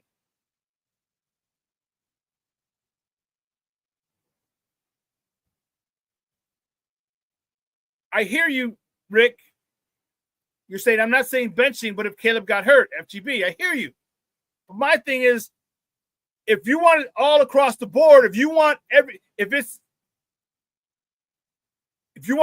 treat everybody equally. And I get it. Ben's going to be bombarded with a million questions after the game, and you're going to have to tell Caleb, look, man, you're our starting quarterback. You're going to sit out for a quarter, let him run one series. But man, you cannot just continue to do dumb shit. I need you to get better. Now, will Caleb's ego, his confidence be gone? I don't know if you address it in practice and you tell him, but that's a slippery slope. That's a slippery slope. But I agree with you. I would love to see, I'm telling you, watch this. I'm not wishing anything bad on Caleb, but watch when Tyson Bagent gets in, watch how smooth this offense runs. With this offensive line, with this run game, as long as you stick to it, watch how smooth this offense runs. I'll tell you why. Because Tyson Bagent has played in structure his entire life. You don't lead the NCAA Division II in touchdown passes and yards and all the records he holds. He was a player that walked the Heisman of Division II. You don't win all that without being in structure. You don't have a lot of freedom down there. That's where coaching still matters. Coaching is still it. They rather take the coach over the player. In the big time in FBS, it's different.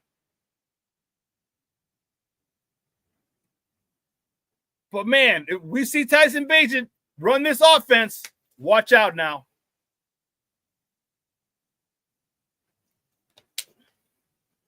Because he's got to understand, get the ball to the playmakers in stride. He is comfortable, in my opinion. He is comfortable throwing the ball 15 yards or less 20 times in a row. 20 times in a row. If that's all they give you, then that's what I'm going to take. Because you can't stop everything. Defenses can't stop everything. And when you understand that and you give into that or buy into that, you're unstoppable. Everybody talks about Tom Brady. He's the GOAT, right? Yeah. How many short passes did he throw? You had 3 white dudes running the same shit. 3 different white dudes. And they weren't going down the field like Moss, Edelman, Amendola, and the last one, Wes Welker. 3 white dudes, same height, same cookie cutter white dudes. All of them. Underneath routes. All of them. He made a living on those guys. You had Moss going down. You had the dude who killed somebody in Miami. I can't remember the other receiver. He killed someone in Miami. They're crossing the bridge. It goes from Miami to South Beach. It ran across and wearing dark clothes. He hit him. The Stallworth, maybe? They weren't throwing it all down the field all the time. He was taking it like eating it like you eat a steak. One piece at a time. Small pieces at a time. No, not Aaron Hernandez, fool. Was it Dante Stallworth? Who was the other receiver? The guy that they had. They signed, but then he got it was Stallworth Jr. Junior, you be right. It'll be a civil war if Beijing comes in and wins. Yeah? And we won't keep Beijing that long. We won't keep Beijing that long. because he's going to want to go somewhere else. Because I'm telling you, the things he's learning right now under Ben Johnson are going to allow him, especially if he's able to play and wins a couple of games, they're going to allow him to go somewhere and compete for a starting job.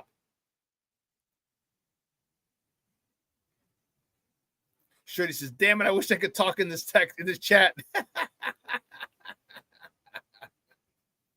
It's got to be killing you, Shorty. You can't talk. I'd love to hear what you had to say. You know,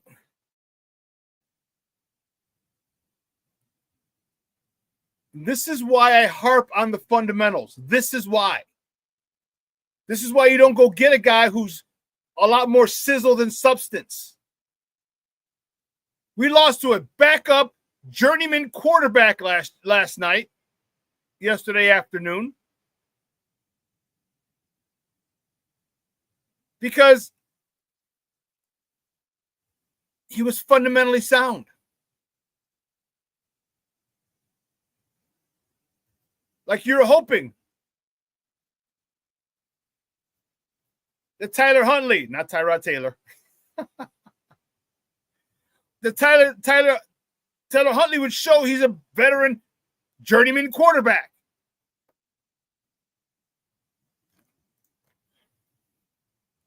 And to some degree he did. He showed you he's not a starter, so he's not going to mess up. He's not going to do dumb shit. He's not going to force the ball into double coverage. He's not going to force the ball to a receiver because he's got no guy. His guy is the open guy.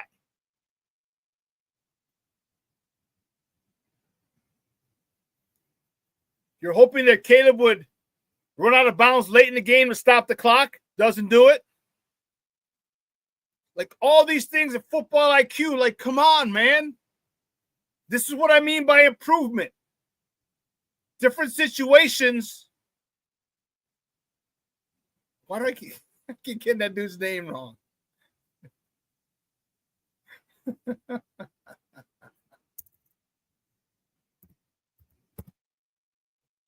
Tyrod Huntley.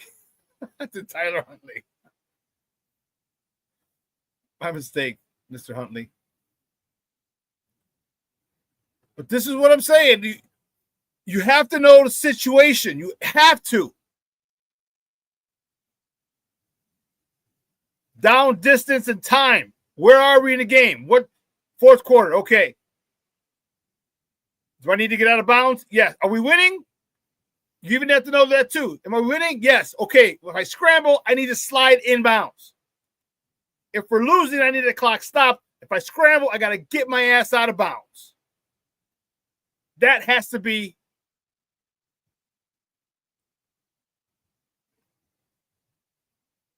done. They have to know those things at that particular point. And that's why I'm on him, because he needs to know these things. You know, so don't just say, oh, it's the coach's fault, it's the coach's job. No, that's his job to understand down, distance, and situation.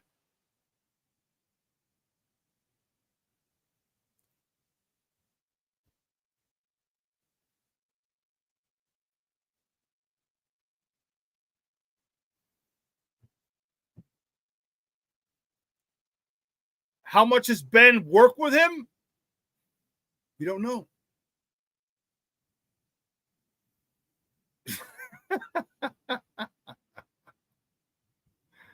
Junior says Lamar was on the sideline saying I could have put up 60 on this team. He's right. Rick says I smoke Chiba all day and my football awareness is higher than Caleb's. FGB. Smoke weed every day. Because I know that's how you wanted me to say it, Rick.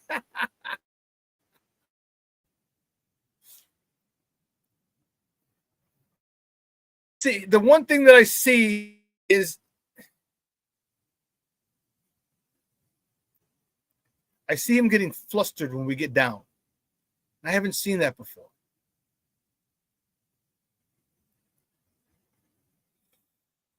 If you remember a lot of last year, we were down, we get the ball before the half or to the end of the game, we go down and score. I don't know why it's different. I don't know why he's getting flustered so easily late in games. That was supposed to be crunch time. That's when you need to go be Superman, as so many people have alluded. Well, go be Superman.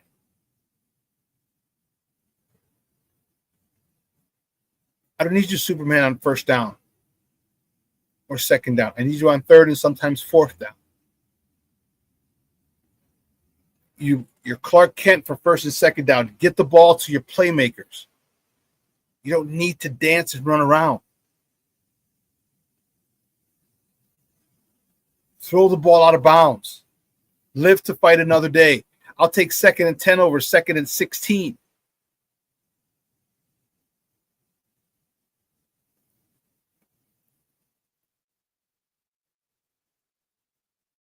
To get this wide receiver thing settled. Because you might DJ Moore. And you know I love me some DJ Moore. But if you're not going to use them, then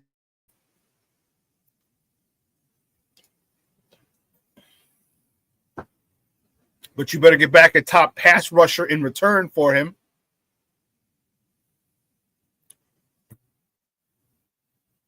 These are things that I am concerned about. This defense, we can't help injuries. Although, for the love of Christ, all these soft tissue injuries. My goodness gracious, great balls of fire. Our top 3 cornerbacks are out. It's tough. And this is why I say when people ask, oh, if we win with Lamar, people are going to say this. We had our top 3 cornerbacks out. Anyone give a shit? Anyone say, oh, well, the Ravens, they beat the Bears, but they're lucky their top 3 cornerbacks were out. No one says that. No one cares. We had a great opportunity yesterday to avoid facing a 2-time league MVP, and we blew it because I think we got comfortable. I agree with Shawn. These injuries are taking a toll on the Bears team. They are.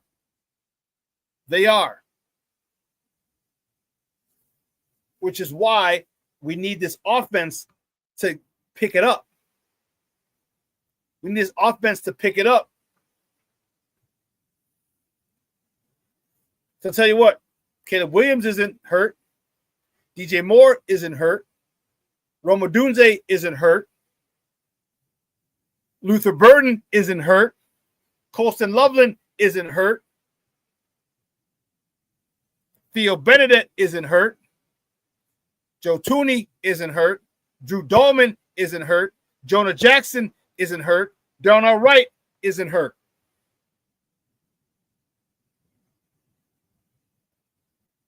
So explain to me why we can't do better on offense. I know Cole's hurt, but we have a replacement for him, a suitable, no drop-off replacement. I'm sorry, you're right. Burden is hurt. He went out in the game with a concussion. But we still have Olamide Zacchaeus, who's not hurt. And he's doing the same thing Burden was doing. So my point is we have, like, our offense is, they're killing us. Remember I said week 10. The last 7 games, last 8, or week 11. So we got a couple more weeks. And I need to see, because otherwise, then I got to start questioning Caleb.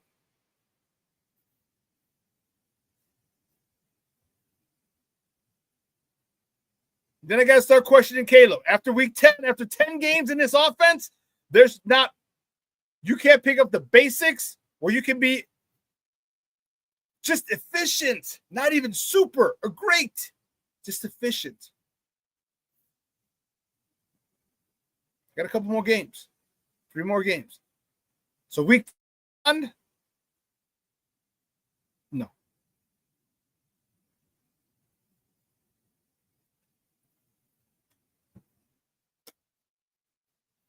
I think Ben needs to call a better game.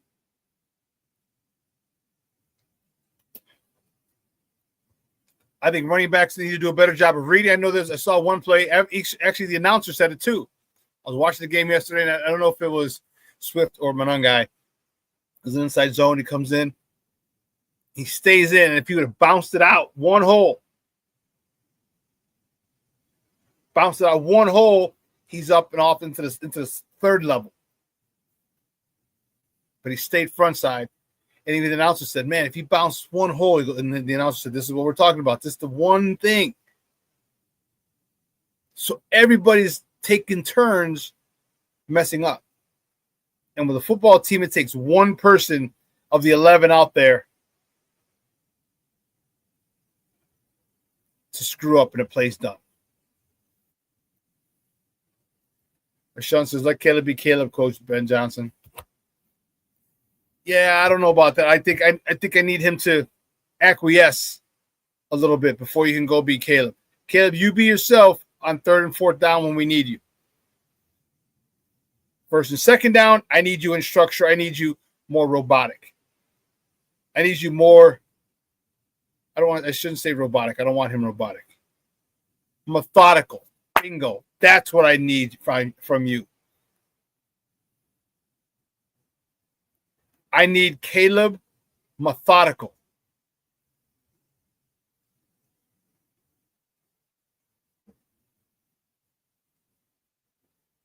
You know when you see Jason on Friday the 13th, he's methodical. He's not running after you. Nothing big and crazy. He's walking. He's walking with a purpose. And he always seems to catch you. Whether you fall or some shit or you take the wrong way and he takes a shortcut, he always seems to catch you and he gets you and dismantles you in a specific way. That's how I need Caleb to get. It's not going to happen tomorrow. It's not going to happen Sunday. But I need to see signs of it. I need to see signs of him ready to carve up a defense. How do you carve it up? Well, you're covering all my deep guys. Good. I'll get it to Zacchaeus. I'll get it to Luther Burden. Now you guys run with it.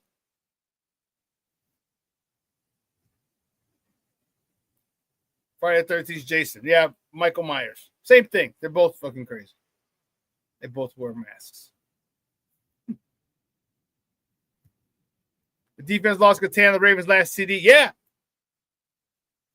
They did because he went up the middle, ran into his own lineman, Derrick Henry, ran into the back of his own lineman, bounced back and said, oh, defensive ends. This is what I'm talking about. If you take care of the little things, there are no big things. If he runs in the middle, you close from the outside in. You don't run down the line to get him. Because if he goes through the middle, you're not going to get him anyway. So when you come down the middle, you see him going down the line or see him going to the middle, you collapse from that spot. And if he bounces out, it's a tough one, but you still have a chance. You're telling me there's a chance.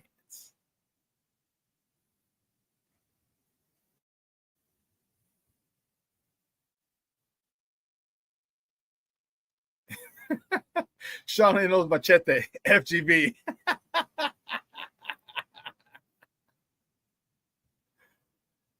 As Shirley says, with all the injuries, the season is over. But wait, no, stop. What were you expecting? A legitimate run to the Super Bowl? Do you know how many things would have had to have gone right for us to have a legitimate shot at Super Bowl? This year was completely developmental year for everybody. Caleb especially. But everybody it was a development year for them.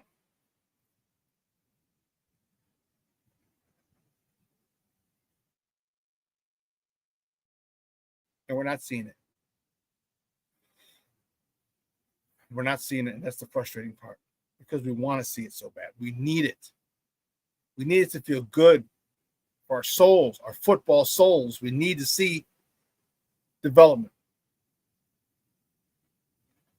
And we're not seeing it, and that's why we're frustrated. Because now there's no excuses. Remember, most of you guys said it. There's no excuses anymore. You don't have the shitty play calling that you did before. You had two play callers last year. You don't have the shitty offensive line that you had last year. We've upgraded. A lot of money went into the 2 guards in the center. We added wide receivers. You already had Rome and DJ. We added Luther Burden. We added Zacchaeus. We added another tight end. We had a nice, solid running back in Kyle Monungai to go along with DeAndre Swift. You got everything. That's why we're frustrated. You have everything. And we're still seeing the same mistakes over and over and over again.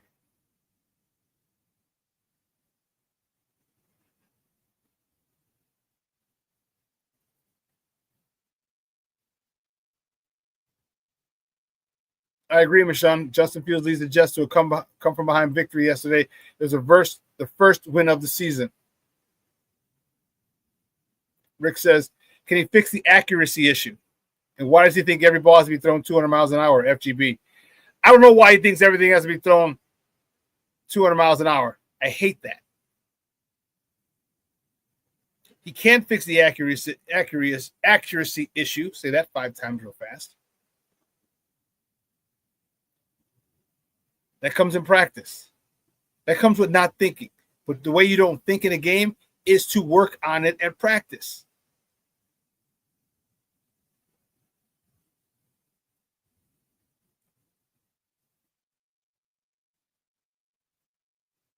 Because accuracy was not an issue for Caleb before.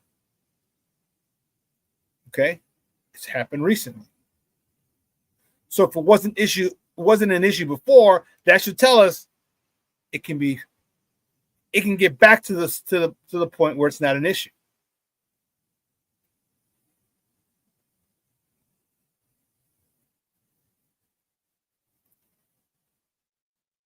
I think once Caleb gets more confidence, I'm telling you, I believe Caleb's confidence is shot because I think Caleb feels he should be further along than he is.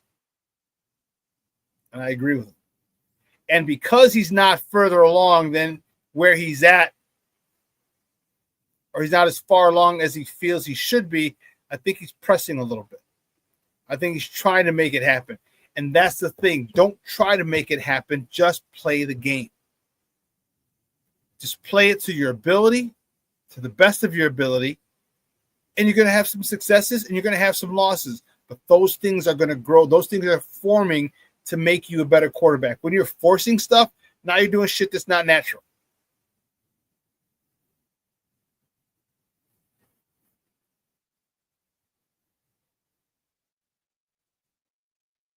And the cool part about the accuracy issues is it's easier to throw. When you dart balls, as opposed to throw a 100-mile-an-hour fastball, it's easier to place them. And I'll tell you what, receivers would much rather have a dart than a 100-mile-an-hour fastball, especially if they're under 10 yards.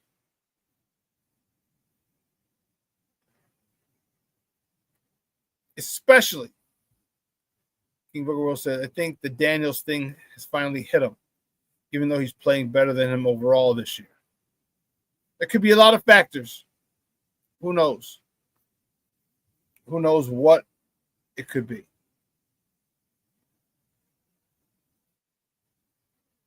But if that's the issue, you got to stop worrying about other people and how they're playing. Keep your own house clean. Worry about your own issues. Worry about what anyone else is doing. Because Jay Daniels in his second year with the same play caller.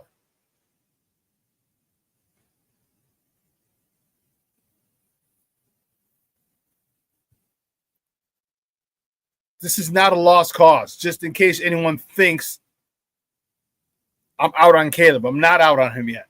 No, I'm not. I'm not out on Caleb. Caleb has a lot of work. You got some explaining to do, some explaining. Caleb's got a lot of work to do. And the crazy part is, like,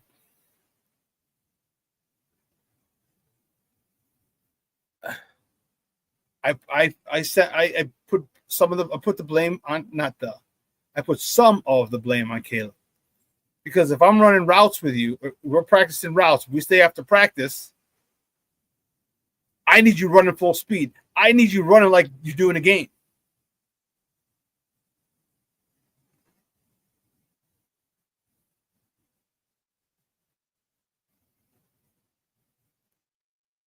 I need you running full speed so I know exactly how I need to throw. I need to work on the anticipation. I need to work on how far I need to throw it with your speed, and with your speed.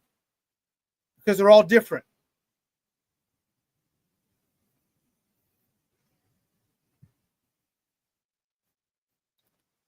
Mr. Shorty says, Shawn, I can't hear you, but do you think the violent practice has to do with all the injuries? The Lions had the same issue last year. Yeah. And it's tough because it's football. It's tough because it's football. The way you get better at playing football is playing football. And that's blocking, tackling, drills. You want to make practice as close to games like as possible, which means you got to hit.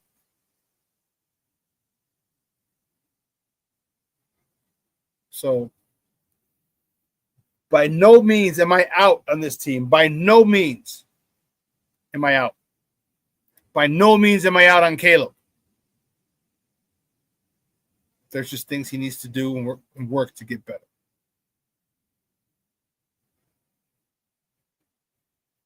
This kid is a nice young man with a plethora of talent. With a plethora of talent. He's just got to buy into Ben. He's just got to understand, hit the check down. Just got to understand they're taking everything away. I got the deep end. I got the slants. I'm not throwing the ball past 12 yards. Until I see something different, then I'll go deep. If the crowd in the box, I'm going to go deep once for them to loosen that box down and get back to running the ball. And slants and curls and hooks.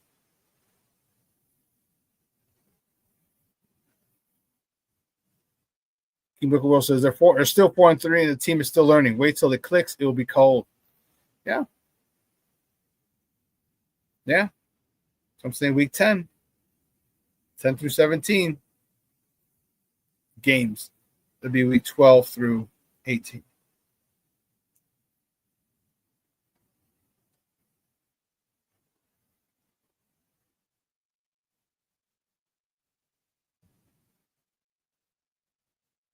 Wow. 2 hours is come and gone. I want to thank my guest Lorin Cox for coming on talking Bears football with us here on ShawnSierraSports on Sports Zone Chicago. I got some updates. Wednesday is the big day. We're going to make the news for you on Wednesday. Everybody else gets the news on Friday.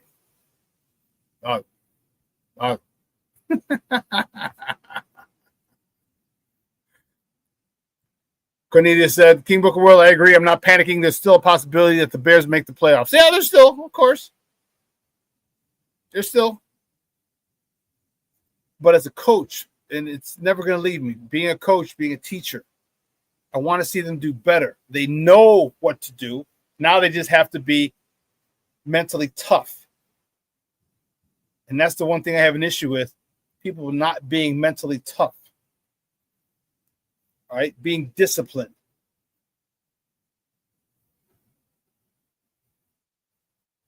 That's the thing that I have an issue with. That's the thing. But yeah, big announcement on Wednesday. Big announcement on Wednesday, folks. Get ready. Get ready. Get ready. It's good. I'm fired up. I can't wait. Big announcement on Wednesday.